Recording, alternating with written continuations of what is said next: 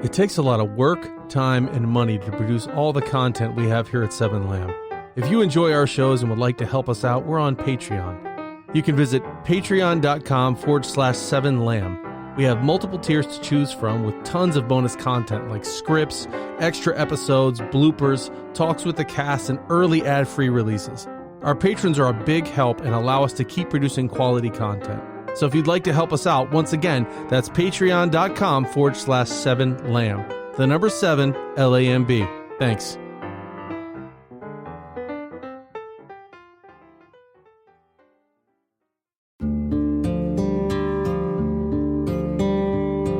Seven Lamb Productions presents Tower 4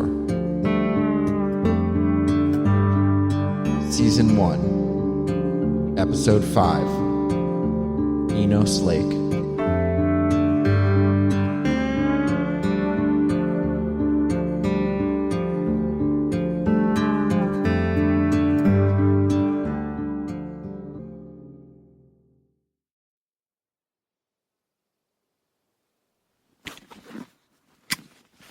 The next morning, I woke up somewhat early, took a shower, and packed a bag.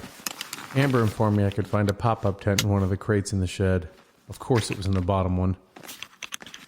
I found some bungee cords as well that I used to attach the small pop-up tent to the bottom of my backpack. Amber told me it was quite the hike to Enos Lake. The map showed that it was further away than Site 5, so there was a chance I wouldn't make it back before dark. I made sure I had enough food and water, bear spray, and even a knife in case the bear spray didn't work. I also decided to pack the journal I found the previous night. I'd yet to tell Amber about it. Hey, have you left yet? Not yet. You better leave soon. You'll never make it back before dark. I'm not planning on it. I'm taking the tent you told me about. Should've left earlier. Well, this way I don't have to rush. Oh, so it's like a real camping trip. Camping trip? Apparently this is a rescue mission. Listen, this stuff happens more often than you think. All you're gonna do is check the lake and see if they're there. Or if they were there. So I'm looking for footprints and trash and strands of hair. That's right, Columbo. Jesus, you really do make some old references. Don't you dare say anything bad about my friend Peter Falk. I'm talking about you. Yeah. So, did you leave yet? I'm going. Good. I'll let you know.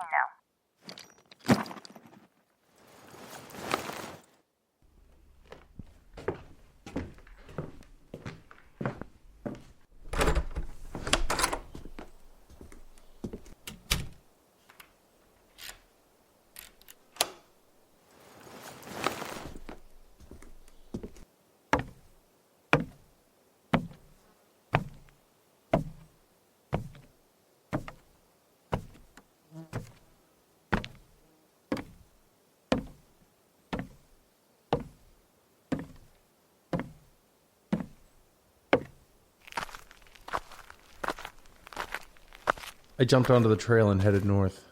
I thought about bringing my earbuds with me and listening to some music, but didn't feel like it. Walking in the woods and experiencing the natural sounds of the forest was enough. It would allow me to empty my mind and relax, because I knew this hike would be a pain.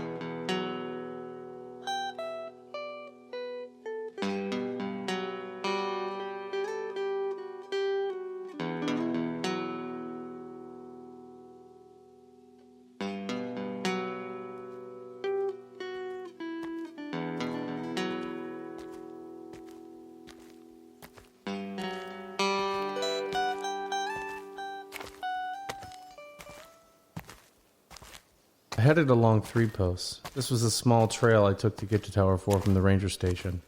It didn't take long before I was regretting not taking my earbuds. But that was only because I was trying to focus on my story and I couldn't. I kept thinking about the journal. I wanted to tell Amber about it, but part of me was worried about what she would say. Jean told me that the last guy who stayed in the tower couldn't handle it. Is that what this was? Is that what I was experiencing? Please don't let me go stir crazy. Maybe some time away from the tower would do me good.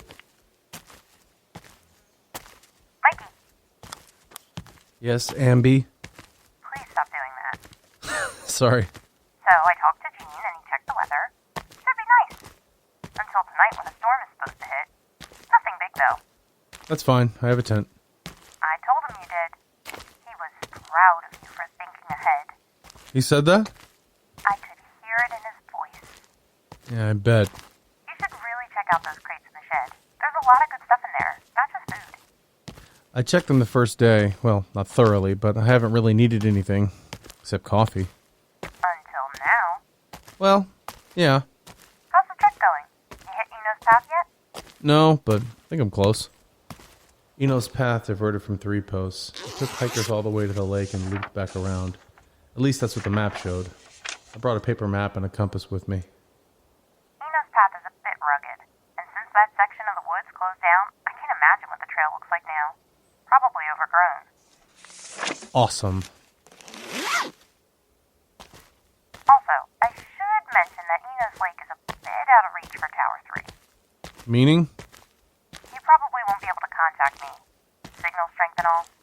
Oh, But if you head north from Enos Lake, you can hit Overarch, which will give you signal if you want to contact Gene. You know, to say hi and demand banana chips. that sounds enticing. Just a suggestion. Really wish I brought my earbuds now. Talking to me isn't enough? Not when I lose signal. True. But I could sing for you before signal goes out. I've heard I have a lovely voice. Oh, yeah? I mean, the compliments came from biased sources, but still, if you're interested in the Ronettes, the Supremes, Leslie Gore, or Buddy Holly, I got you covered. Really? Oh, I'm sorry. What do you listen to? Classic stuff. Zeppelin, Stones, Beatles, Floyd, The Who, Clash, Clapton, Presley, Dylan. Should I go on? Oh, come on. Routinely rattling off some of the greats like your taste in music is so much more sophisticated than mine. I didn't say that. I listen to Clapton, Presley, and Dylan too. You just go a little further back. But not much. Not like I'm mentioning Johnny Mathis, Bing Crosby, Sinatra, or shit, Beethoven. Don't remind me. Any more classical music coming through the radio? It hasn't happened in weeks. That's good, right? I guess. Can I ask you a question, Mikey? I'll allow it. How old do you think I am? I know how old you are. You're 32. How'd you know that? You told me. Oh, that's right. The introductions. I have to say, you sound a lot younger. You just pointed out how I make old references. I meant your voice. Oh. How old would you say I am? Did you really just forget again? That you told me your age? No, I meant if you didn't already know. That's hard to do. Why? Because I do already know. Just play the game. Fine. Even though I thought it was impolite to talk about age with a woman. You're such a gentleman. Now, answer the question. Shit, I don't know. Going purely off sound? Because we're whales now. I'd say you sound late 20s, maybe 28. Okay. I'll take it. Shave a couple years off. Happy? I am. Although I wonder what you'd say if you actually saw me. You think I'd guess differently? I know you would. How about me? Do I sound my age? No, not at all. Do I sound older? Yeah, but that's only due to the panting in between sentences. Hey, I'm not used to this hiking stuff. Obviously. But it's not a bad thing. A lot of guys look better with age. It's the opposite for me. Although, I am glad to know that my voice makes me seem more youthful. It's your friendly demeanor and childish sarcasm. Are you mocking me?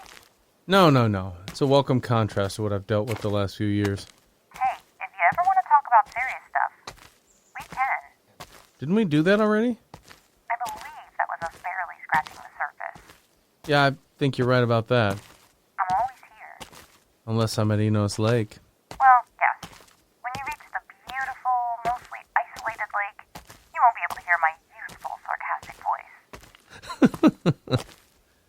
Amber was right about both things. The path was rugged, and several times I tripped and almost rolled down a steep incline. And I was having trouble contacting her. The static became so unbearable that I only could make out every third word, which made communication impossible. Wait. 2. 3 times. 2. Hey Amber, I can't hear you. It keeps cutting off, so I'm going to say goodbye and turn this thing off. Hopefully you can hear this. Or maybe not. I turned off the radio. There was no reason to keep it on now, but maybe after I reached the lake I could take a little trip north and head over to Overarch and talk to Jean.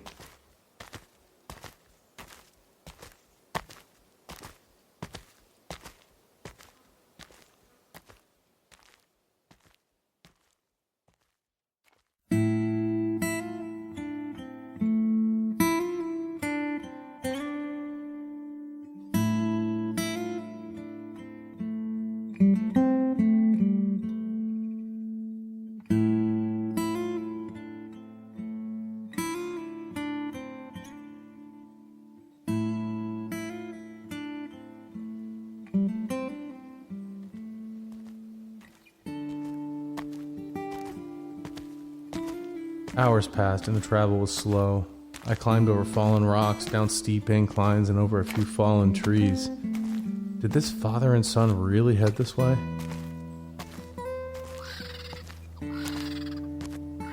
Oh shit. In the distance, through a break in the tree cover, I noticed several vultures circling in the sky. More specifically, turkey vultures. I remember seeing them multiple times while birdwatching in the tower. They were part of the New World vultures, and one of 2 types that appear in Wyoming. The other was the black vulture. I knew these were turkey vultures because of the red head. The fact that they were circling meant something was dead up ahead. While it was probably just an animal, for some reason, a chill ran down my spine.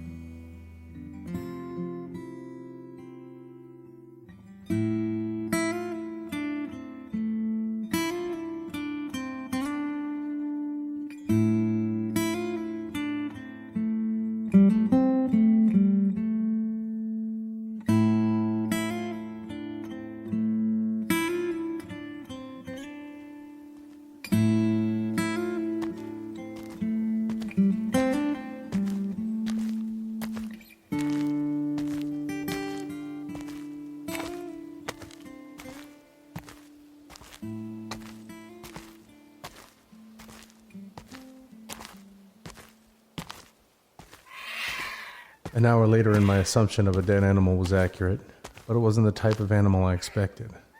I figured I'd see a raccoon, deer, elk, possum, but no. Instead, a large dead black bear lay only a few feet from the trail. It wasn't as big as the bear I saw a couple weeks ago, but it was still large. Several vultures picked at the body. As I approached, they hopped away and eventually took flight. I noticed several large scratches in the side. What the hell could have done that? Another bear, maybe? I had my knife on me attached to my waistband. I didn't have a sheath for the knife, but before I left the tower, I made a small incision in the top of my pants that allowed the knife to slide all the way through to the handle. I wanted to make sure I had easy access, mainly because I didn't trust the bear spray. In fact,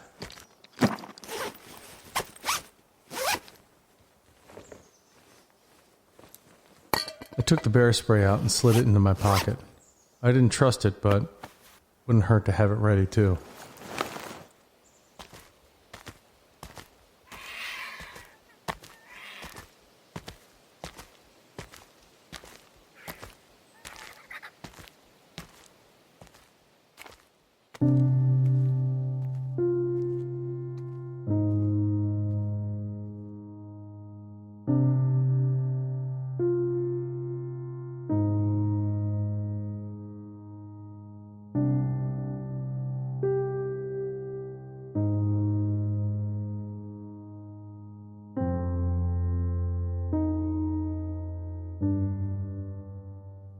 I took multiple breaks on the trail to catch my breath, eat, or drink.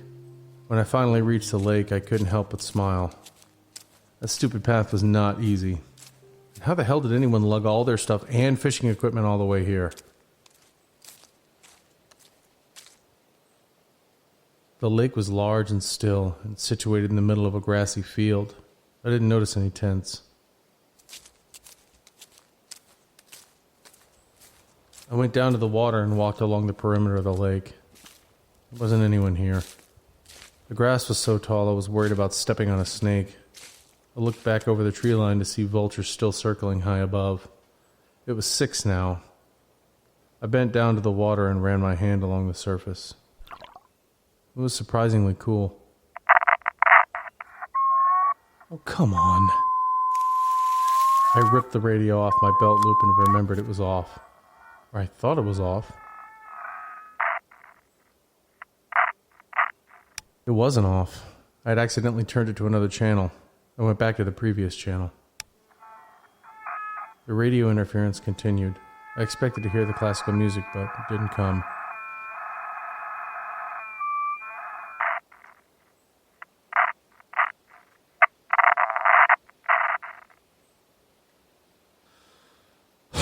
Good. What the hell is that? That's when I saw a person standing on the other side of the lake. What the fuck? The person who wore beige pants and an untucked white dress shirt had his back to me. Hey! He didn't move. He didn't acknowledge me. He started walking toward the woodline and I noticed him carrying a large metal box. He also wore large headphones. Hey! He couldn't hear me. I ran along the lake's edge trying to catch up to the man. My legs and feet were killing me and running on the soft, wet soil didn't help. I dropped my backpack and ran faster. Hey! As I ran along the large lake, I saw the man disappear into the woods. Damn it! I ran as fast as I could.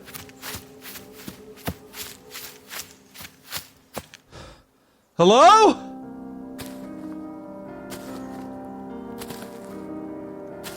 Where was he? Hello?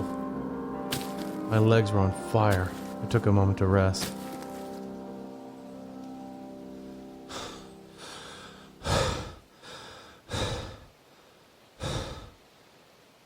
I surveyed the area and saw no sign of the strange man. What the hell was he holding? Hello?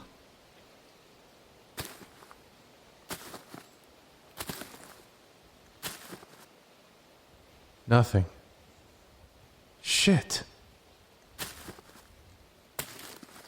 I didn't want to wander too far into the woods. I was no Daniel Boone and it wouldn't take much for me to get lost. I ended up heading back to the lake, but before I walked completely out of the woods, a certain tree caught my attention. Holy shit. Another eye carved into the bark. I ran my finger along the entire outline. Was this father and son messing with me? Was Amber? Jean? I startled.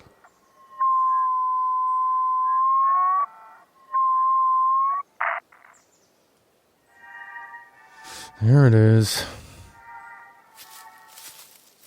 I let the music play as I went to retrieve my backpack. I saw dark clouds in the distance. I wasn't going to make it back in time, so I decided I should set up camp somewhere close.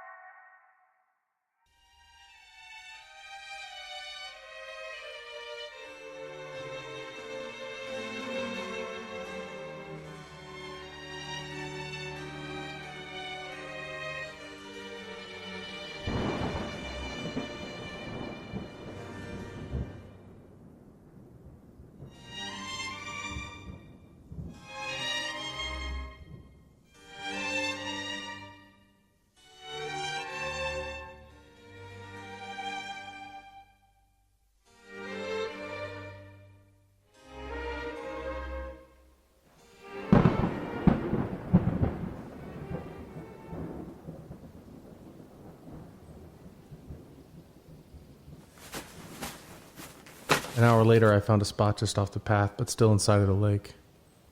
I set up the tent and ate dinner. Ravioli, beef jerky, and dried apricots. I sat in the tent with the door flap open so I could see the area where the man had disappeared into the woods. He never did return. When it got darker, the mosquitoes came out, which forced me to zip up my tent. I had bug spray on, but I didn't need them flying around inside.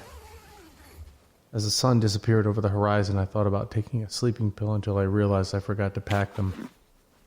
Instead, I got my flashlight and pulled out the mysterious journal.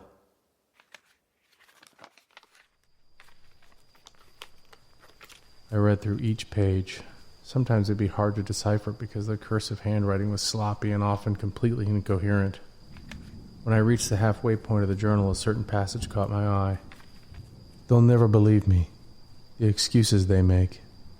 They want to keep me here. Is it why they say the things they do? Nowhere to go. They know that. Trust no one.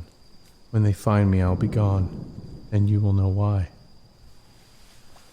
What the hell is this guy talking about?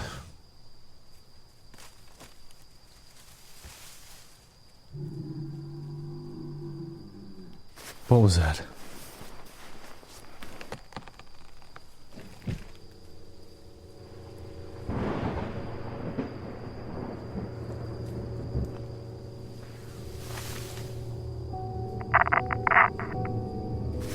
Shit.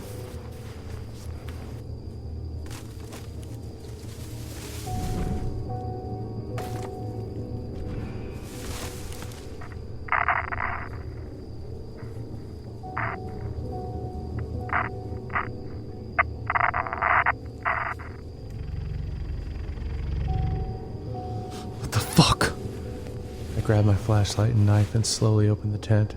Just a little, just to peek out.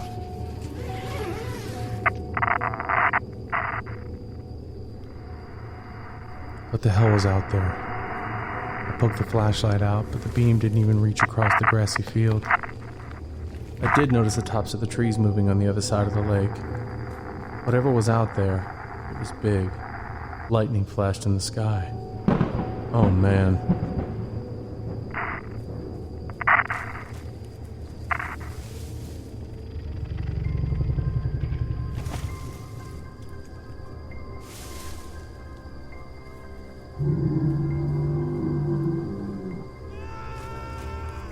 Oh shit, that guy.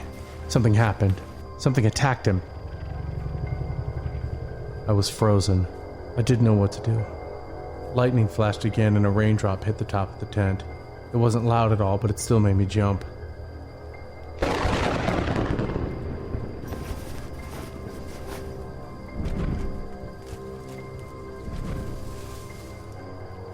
Something was coming this way. What do I do? What do I do? I can't run. It'd be fucking ridiculous to run out there now. At night, right before the storm. Whatever it was close. The trees rocked.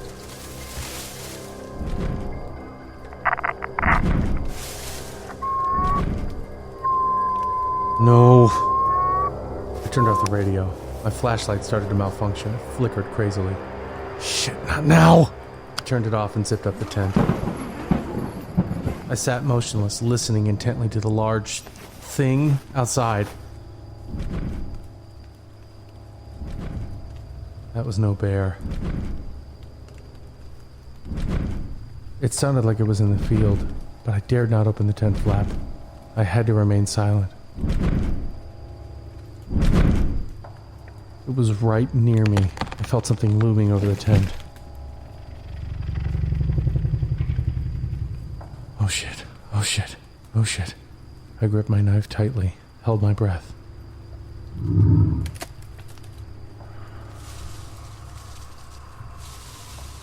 Oh my god, what is out there?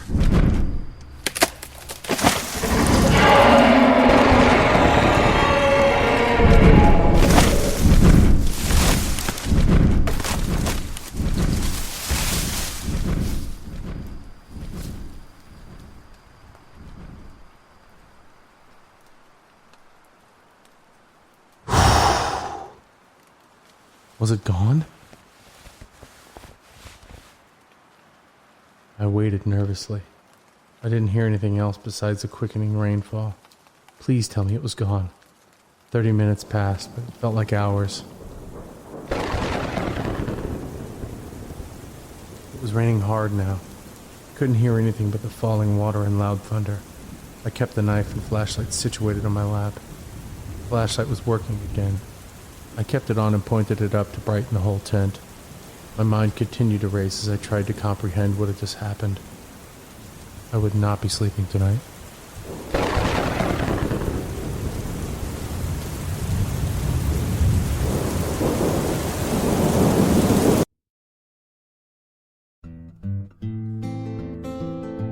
Tower 4.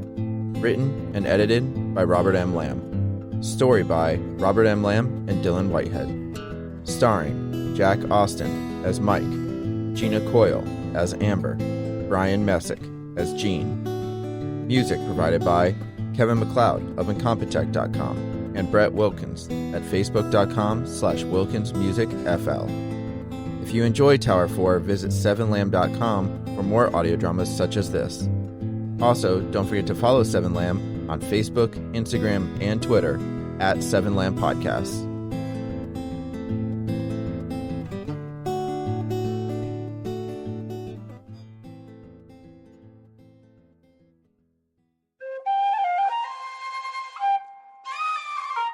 This has been a 7 Lamb production.